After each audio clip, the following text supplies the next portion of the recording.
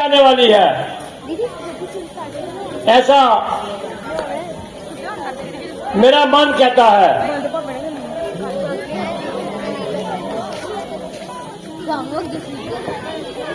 इसमें आप क्या कहेंगे?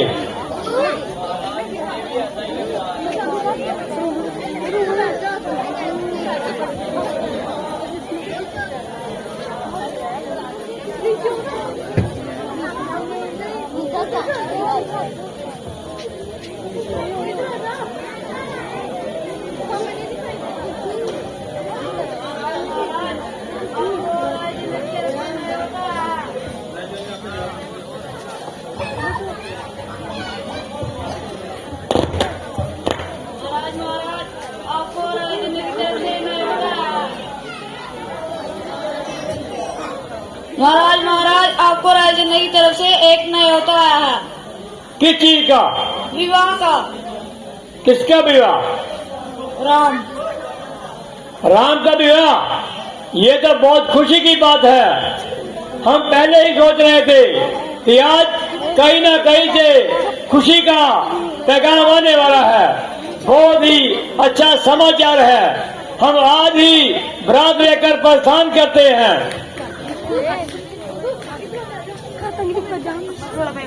बोल सियापति राम को विदा करने का वक्त आ गया है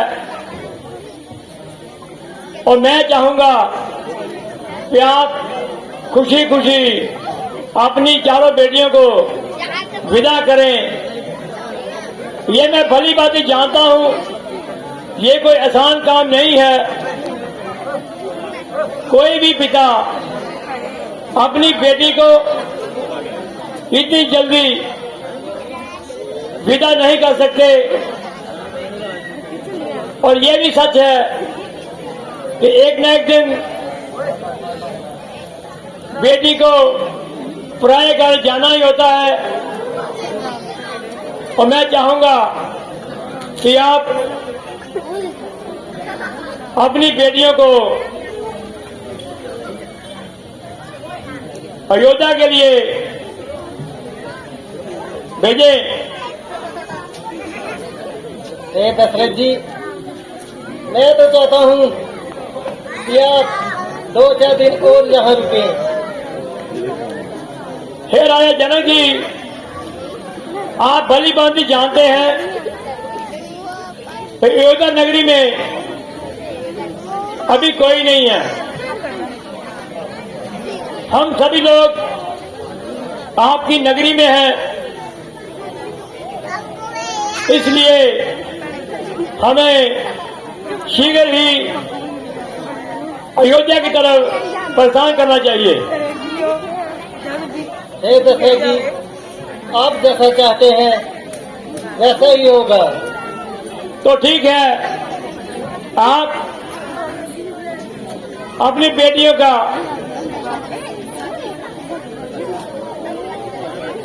जाने के लिए इनका इंतजाम कीजिए। ठीक है मंत्री, रुक जाइए, हमें अभी और नाचना है इधर।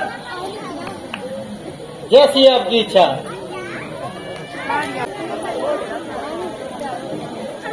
पारसमान जी, जिस तरह से आप तो जानते ही हैं, बढ़ती हुई उम्र का तकाजा, मैं बूढ़ा हो चुका हूं। मैं चाहूंगा कि इस राज्य का राजकुमार राम को घोषित किया जाए, क्योंकि वो सबसे बड़े हैं, उन्हीं का हक बनता है। इसमें आपकी क्या राय है? महाराज, मैं भी आपसे यही बात कहने वाला था, क्योंकि सभी के राज्यों वालों पे मन पे यही बात है जी, श्री राम अब जवान हो चुके हैं और वो राज्य संभालन के लायक है। और मेरी तो यही राय है कि आप राज तिलक करा दीजिए इसका। गुरु वशिष्ठ जी, इसमें आपकी क्या राय है, मैं आपसे भी जानना चाहता हूं। महाराज, बेटा राम अभी बड़े हो चुके हैं, अभी वे राज्य संभालने के काबिल हैं। मेरी भी आपसे यही विनती है कि आप उनका राज तिलक कर दीजिए। तो ठीक है, सारी योजना में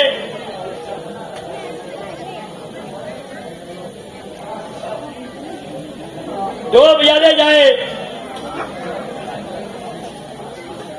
कि परसों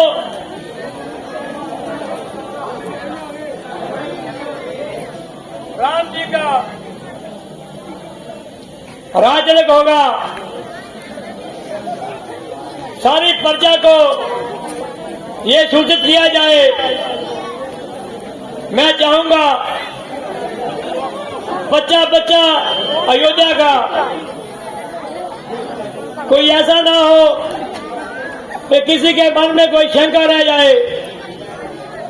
सभी को पता होना चाहिए कि राम जी का राज्याभिषेक होने वाला है। ऐसा अयोध्या में बंदोबस्त किया जाए कि सारी अयोध्या नगरी फूलों से सजाई जावे, लेजर लगाई जावे।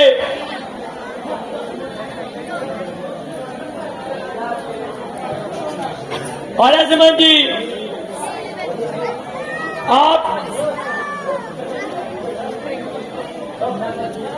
ये खुद काम करेंगे, साथ में मंत्रीगण को ले लेना।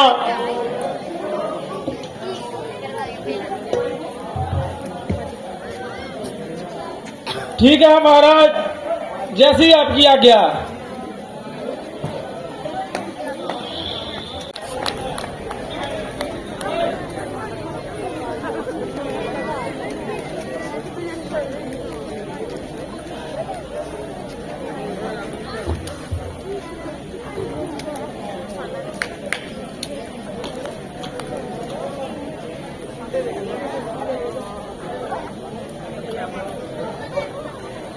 प्रणाम महाराज।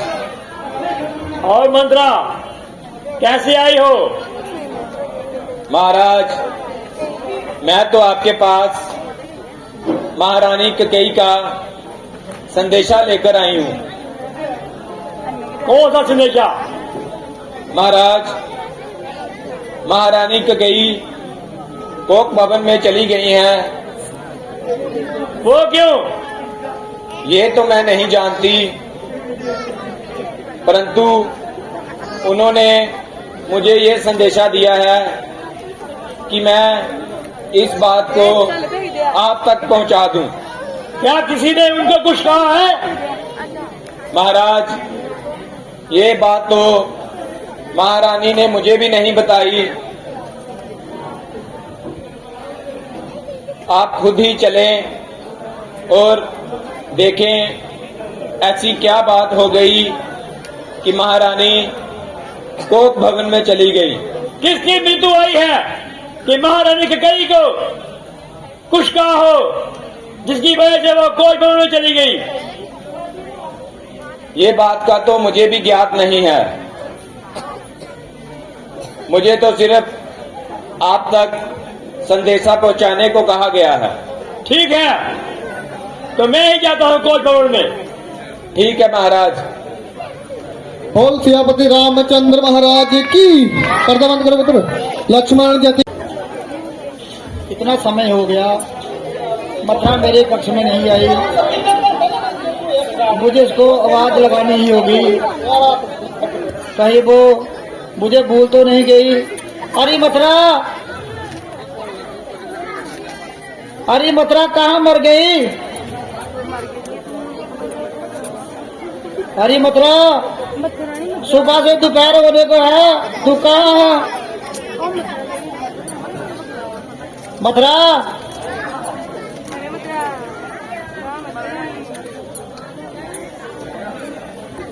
तुम्हें मेरी आवाज सुनाई दे रही है? आज कहाँ चली गई? आ रही हूँ महारानी, मैं तो आप ही के पास आ रही हूँ। इतना समय कहाँ लगा दिया? सुबह से दोपहर हो गई।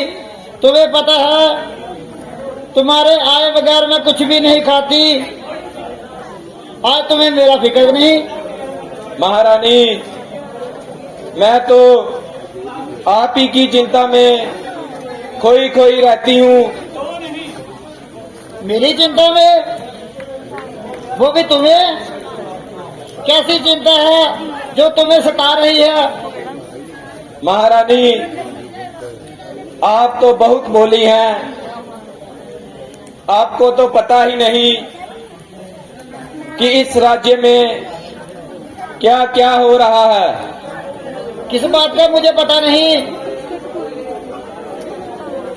मैंने तो प्रजाजनों से सुना है कि राम का राज्याभिषेक हो रहा है।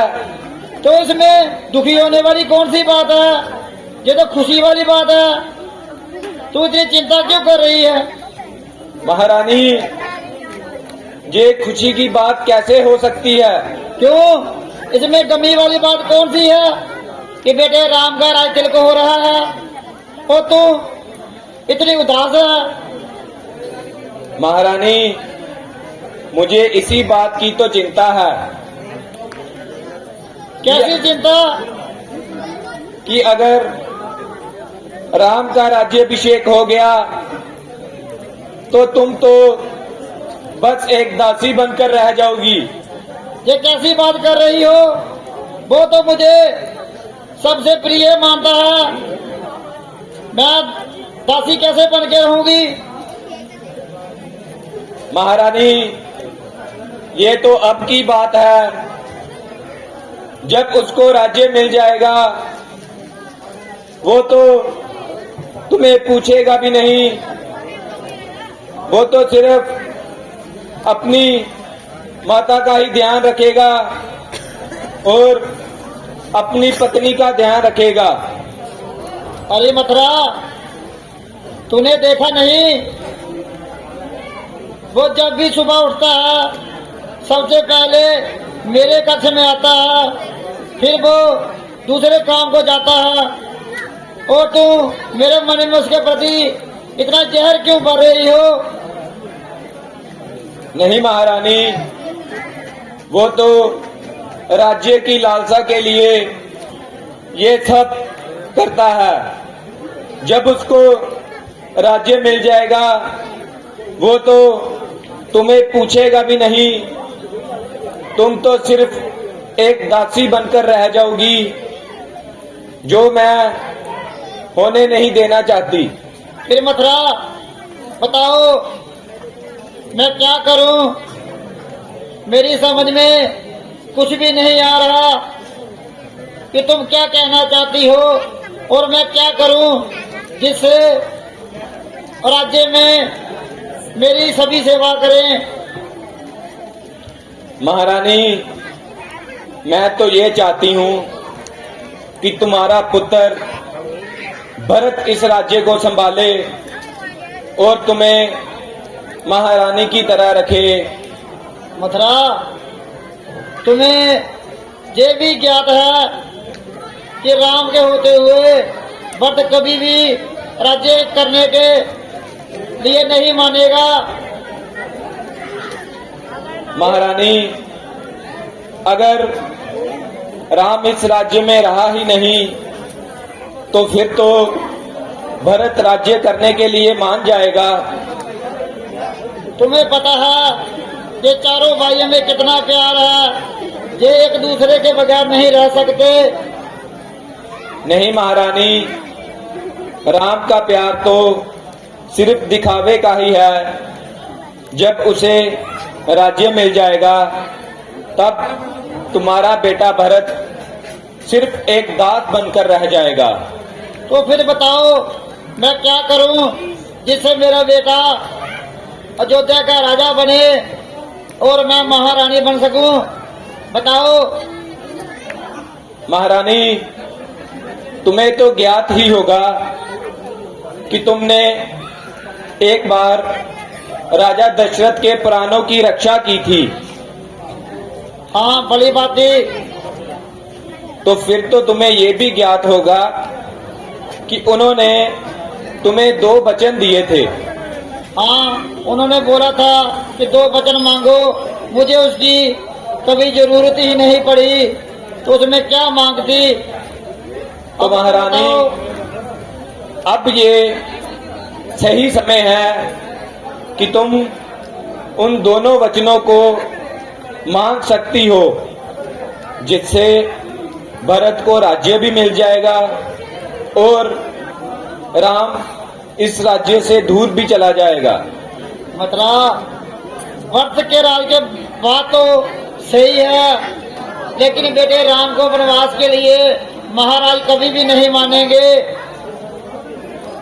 महारानी, आप तो जानती ही हैं कि राजा दशरथ आपसे कितना प्रेम करते हैं, और रही बात ना मानने की, आपको तो इस बात का भी ज्ञात है कि क्षत्रिय कुल में वचनों की क्या महत्ता है।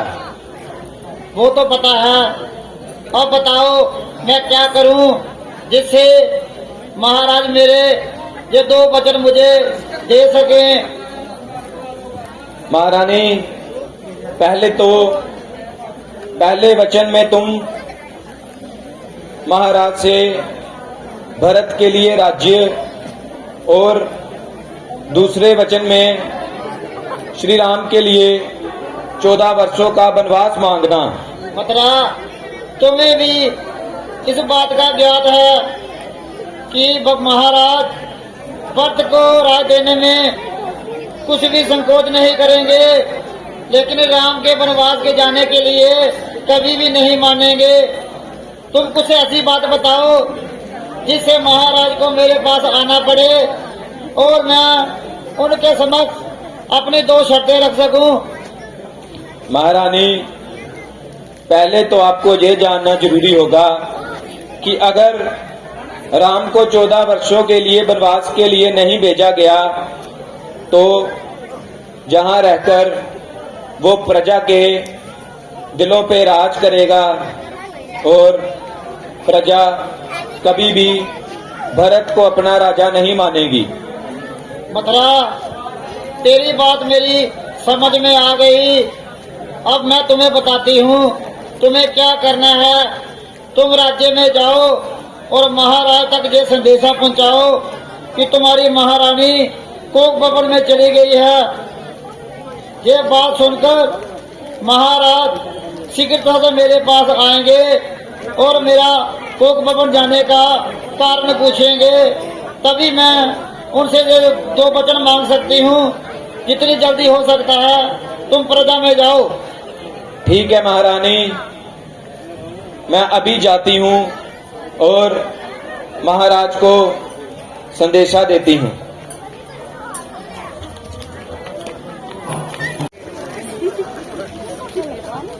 महारानी की गई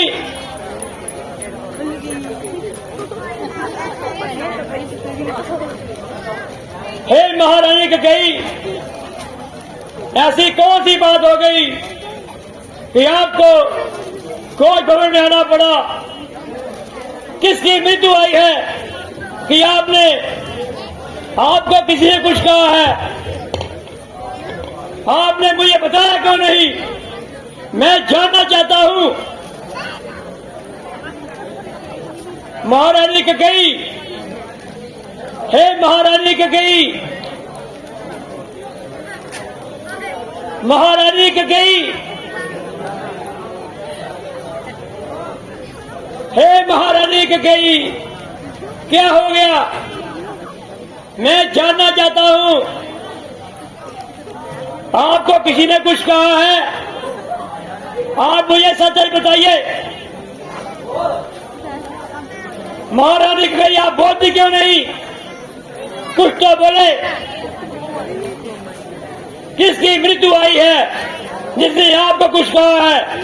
आप मुझे बताइए। महाराज, किसी में इतना दुस्साहस है कि वो मुझे कुछ कहें। ये अपनों से ही कुछ गुनाह हुए हैं, जिसके कारण मुझे ऐसा वेश धारण करना पड़ा।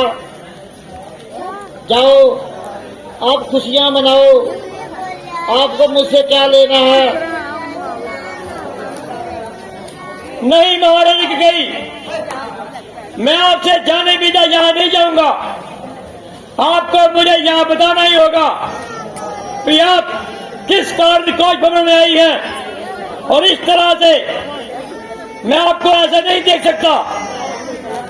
ये पहले सोचना था, अब पछतावा करने से क्या फायदा?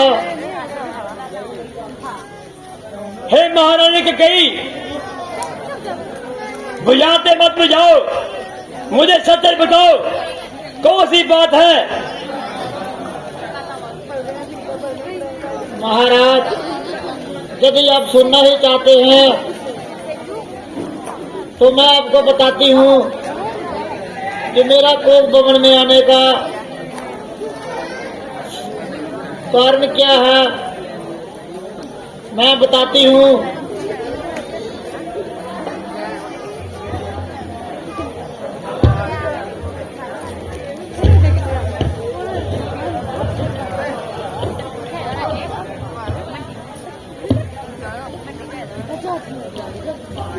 महाराज, मेरी इस हालत का जिम्मेवार आप हो। ये आप क्या कह रही हो?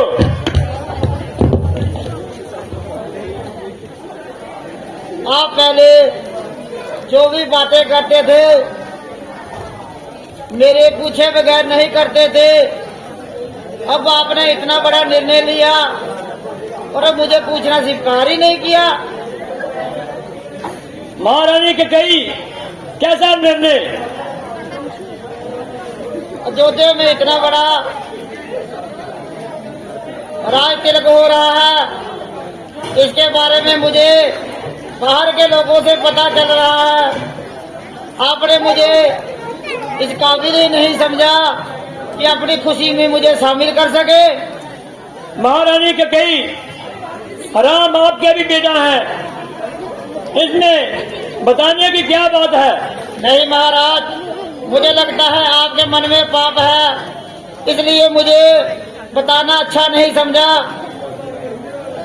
नहीं महारानी की गई, मेरे मन में कोई पाप नहीं है। मेरे 4 पुत्र हैं, चारों एक समान है, सबको एक जैसा देखता हूँ मैं।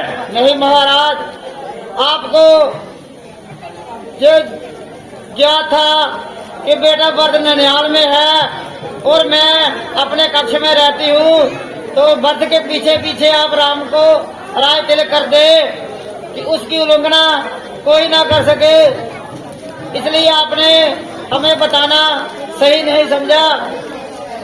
महारानी की गई, मेरा ऐसा कोई विचार नहीं था। ये तो राम सबसे बड़े हैं, इसलिए उन्हीं का हक बनता है। फिर भी आपने हमसे बात करना सही नहीं समझा। मुझे ये बात अच्छी नहीं लगी, इसलिए मैं आपसे 2 वचन मांगती हूँ। आपने मुझे 2 वचन देने का निर्णय लिया था, उसकी अब मुझे जरूरत है। कौन से वचन महारानी? आपको पता है कि जब मैं आपके साथ युद्ध में गई थी, वहाँ आपको सस्ता लग गया था। मैंने आपको वहाँ से जीवित लेकर आपकी रक्षा की थी। तब आपने मुझे बोला था कि जो भी 2 वचन तुम मांगोगी मैं तुम्हें दूंगा। उसकी जरूरत मुझे पहले कभी नहीं पड़ी, इसलिए मैं आपसे अब जो वचन मांगती हूँ। मांगो, क्या मांगती हो? पहले तुम मुझे वचन दो, मैं जो भी आपसे मांगूंगी आप मुझे दोगे। हे महारानी कई, ऐसी कोई चीज मत मांगना कि मैं आपको नहीं दे सकूं। ये मैं हाथ जोड़कर विनती करता हूं। फिर महाराज मैं रहने देती हूँ, मैं आपसे कुछ भी नहीं मांगती। आप जो रघुकुल की रीत की बातें करते हो उसको खत्म कर दे। रघुकुल रीत चली आई, प्राण जाए मगर वचन न जाए, ये तो कहने को ही अच्छी लगती है। नहीं महारानी कई, हम क्षत्रिय हैं, हम अपने वचन की पालना करते हैं। आप मांगो, क्या मांगती हो? फिर मुझे वचन दीजिए कि मैं जो भी मांगू आप मुझे दोगे। ठीक है, मैं आपको वही दूंगा जो आप मांगोगी। नहीं महाराज, मुझे लगता है आप अपनी जुबान से मुकर जाओगे। मैं चाहती हूँ कि जिससे आप सबसे ज्यादा प्रेम करते हैं उसकी कसम खाए, तो फिर मैं आपसे वचन मांगती हूँ। महारानी कई, ऐसी दुविधा में मुझे मत डालिए, कसम मत दिलाइए मुझे। आप बेटे राम की कसम खाए कि मैं आपसे जो मांगूंगी आप मुझे दोगे। हे महारानी कई, मैं फिर आपसे बार बार विनती करता हूँ कि आप मुझे ये कसम मत खिलाएं। यदि आप ये कसम नहीं खाएंगे तो मैं आपसे अपने वचन नहीं मांग पाऊंगी। मुझे पता है आप अपनी जुबान से मुकर जाओगे। ठीक है महारानी कई, अगर ये आप यही चाहती हैं तो मैं राम की कसम खाता हूँ, आप जो मांगोगी मैं आपको वही दूंगा। महाराज फिर सुनिए, जैसे राम आपका प्रिय है तो भरत भी तो आपका ही बेटा है। मैं चाहती हूँ कि आप भरत को अयोध्या का राजा घोषित कर दें। ठीक है महारानी, भरत को अयोध्या का राजा घोषित करता हूँ मैं। तो दूसरे में मैं चाहती हूँ बेटे राम को 14 वर्ष के वनवासों के लिए भेज दे। नहीं, ये नहीं हो सकता महारानी, ऐसा मत करो, ये नृत मत करो महारानी, ये मत करो ऐसा। फिर अपनी जबान से मुकर जाए और रघुकुल रीत को तहस नहस होने दे। और अपने बेटे राम की कसम का क्या लेना। महारानी कई, मैं भरत को राह देने के लिए तैयार हूँ, मगर राम को वनवास, ये आपने सोच भी कैसे लिया? ये बात आपको भी याद है कि यदि राम इधर रहेंगे तो भरत कभी भी राजा बनने के लिए तैयार नहीं होगा। और मैं चाहती हूँ कि जब राम इधर रहेगा ही नहीं तो मेरे बेटे को राज करने में कोई दुविधा नहीं आएगी। इसलिए आप उन्हें वनवास के लिए भेज दें। महारानी कई, मैं आपसे विनती करता हूँ, भक्त को राज दिला दो, मगर राम को वनवास मत दिलाओ। महाराज रहने दे, इतनी बड़ी बड़ी बातें करने का क्या फायदा कि आप अपने वचन पे ही खड़े नहीं हो सके। महारानी कई, आप जिद छोड़ दो, नहीं तो अयोध्या में बहुत बड़ा अनर्थ होने वाला है। अनर्थ तो होकर ही रहेगा। जो आपने ये निर्णय लिया था तब पहले आपने सोचा क्यों नहीं। हे महारानी कई, मैं आपके आगे बार बार विनती करता हूँ कि आप ये जिद को छोड़ दो।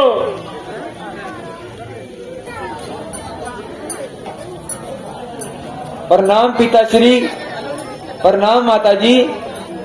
चलो जीत रहो बेटा, आओ, हम आपका ही इंतजार कर रहे थे। माताजी, पिताश्री को क्या हो गया? उन्होंने मेरे प्रणाम का उत्तर नहीं दिया मुझे। इसलिए तो मैंने तुम्हें इतनी जल्दी अपने कक्ष में बुलाया है। जी माता जी बताइए, इतनी शीघ्रता से मुझे क्यों बुलाया आपने? बेटा राम,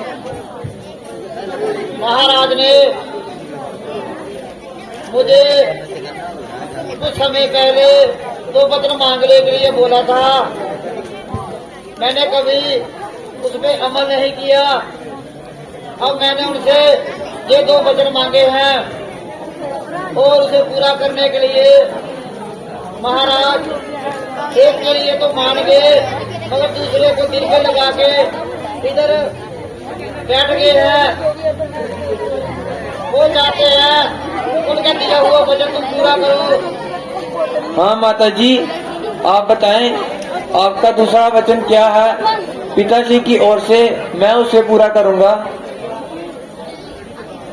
पहले में तुम्हारा भाई भट्ट अयोध्या का राजा बने।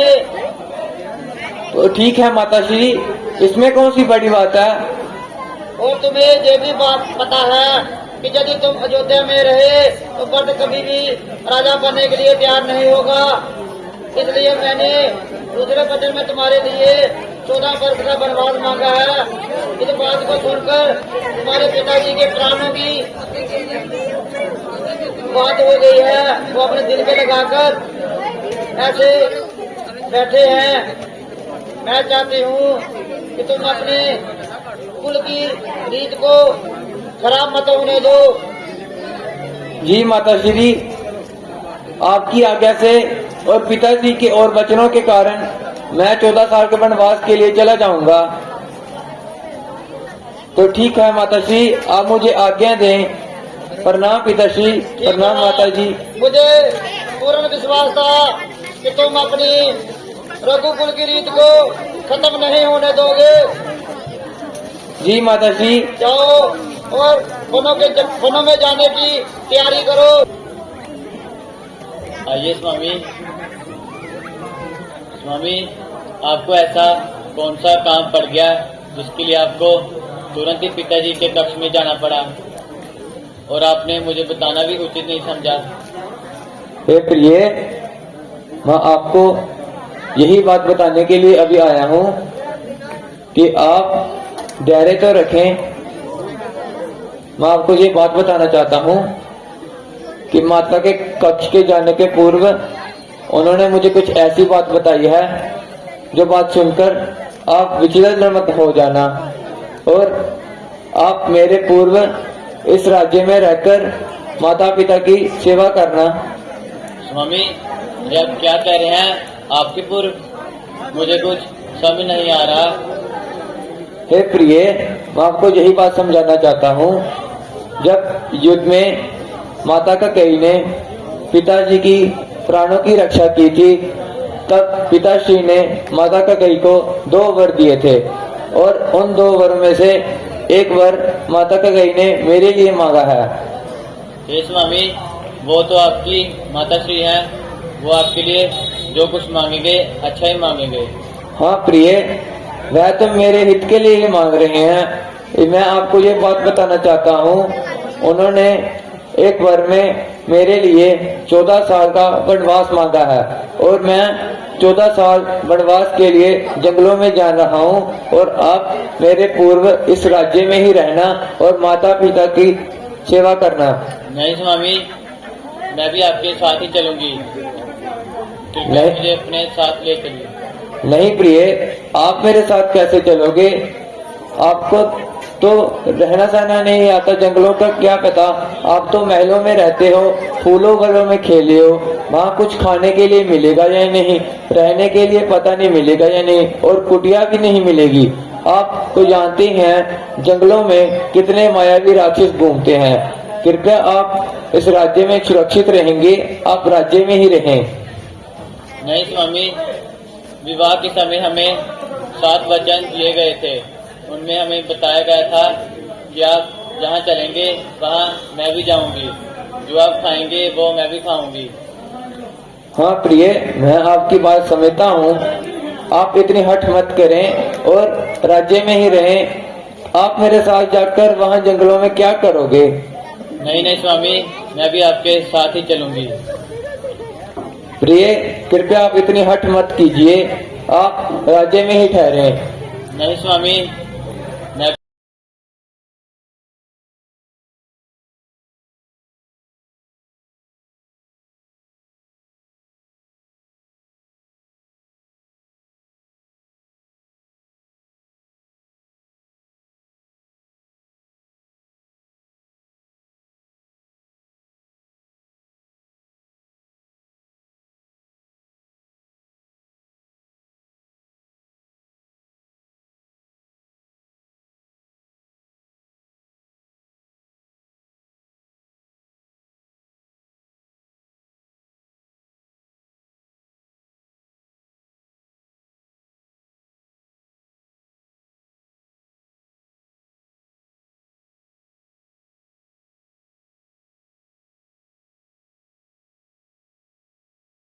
ये अगर आप इतनी हट कर रहे हो तो चलें, आप भी मेरे साथ वनों में चलें और जंगलों में जाने की तैयारी कीजिए। ठीक है स्वामी।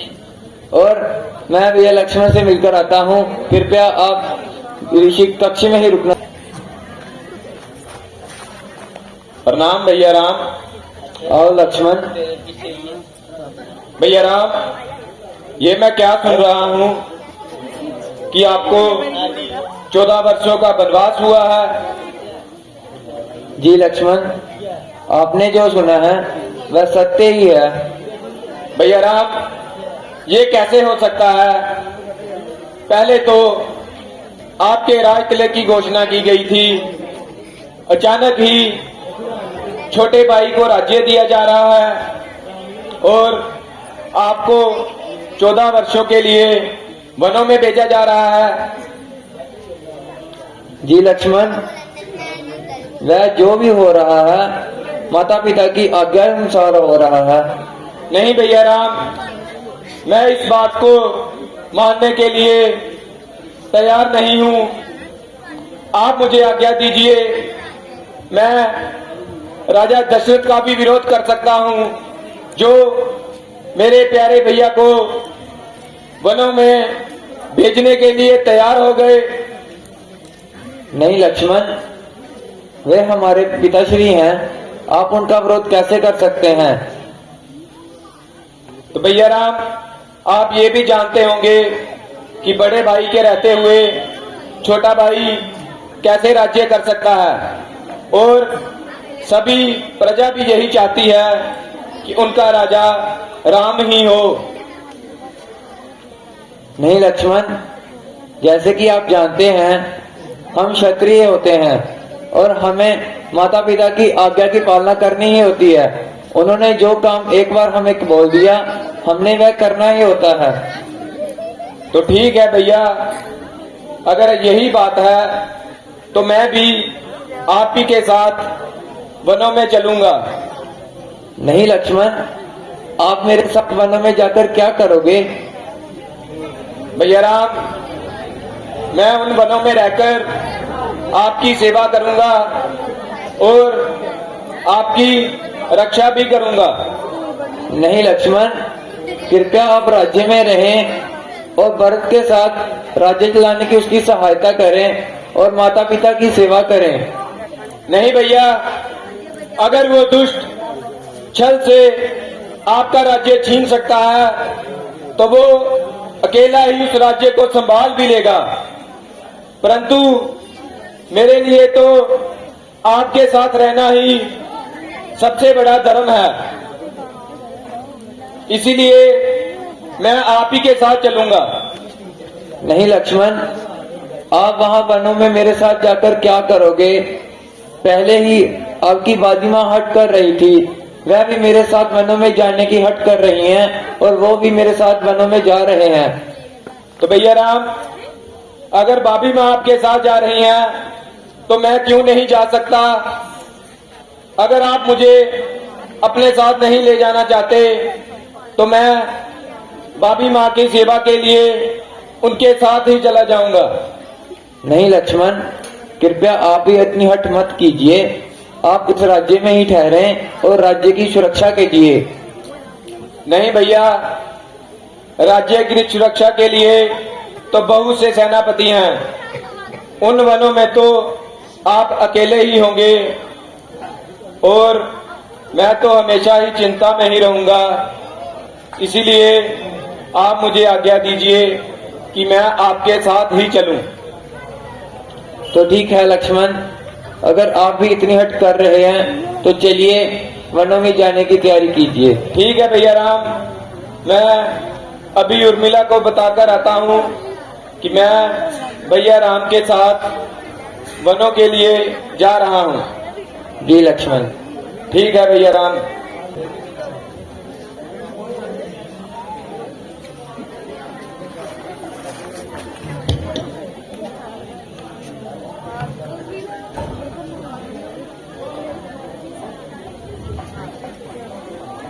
प्रिय, मैं तुम्हें कुछ बताने के लिए आया हूँ। कौन सी बात स्वामी? प्रिय, मैं भैया राम के साथ 14 वर्षों के वनवास के लिए जा रहा हूँ। स्वामी, आप अकेले जा रहे हैं? नहीं, साथ में भाभी माँ भी जा रहे हैं। क्या? अगर भाभी माँ जा सकती हैं तो फिर मैं क्यों नहीं जा सकती? नहीं प्रिय, तुम तो जानती ही हो कि माता पिता अकेले कैसे रहेंगे। तुम यहीं पर रह के उनकी सेवा करना। नहीं स्वामी, महल में तो और भी कई लोग हैं जो उनकी सेवा कर सकते हैं। नहीं प्रिय, उन वनों में बहुत से राक्षस और जंगली जानवर रहते हैं। तुम तो महलों में पली बड़ी हो, तुम उन वनों में अपना समय कैसे बिताओगी? नहीं स्वामी, जहाँ पर आप रहोगे मैं भी आपके साथ वहाँ रहूंगी। नहीं प्रिय, मैं तुम्हें अपने साथ लेकर नहीं जा सकता। तुम इतनी हट मत करो और मेरी बात मान जाओ। नहीं स्वामी, मैं आपके साथ ही जाऊंगी। नहीं प्रिय, मैं वहां भैया राम और भाभी माँ का सेवक बनकर जा रहा हूँ और वहां रहकर मैं उनकी ही सेवा करूंगा और मैं तुम्हारा वहां कोई भी ख्याल नहीं रख सकता। इसीलिए मैं तुम्हें कह रहा हूं कि तुम यहीं रहो और माता पिता की सेवा करो। नहीं प्रिय, नहीं स्वामी, मैं आपके साथ ही जाऊंगी। नहीं प्रिय, अब तुम इतनी हट मत करो और मुझे जाने की आज्ञा दो।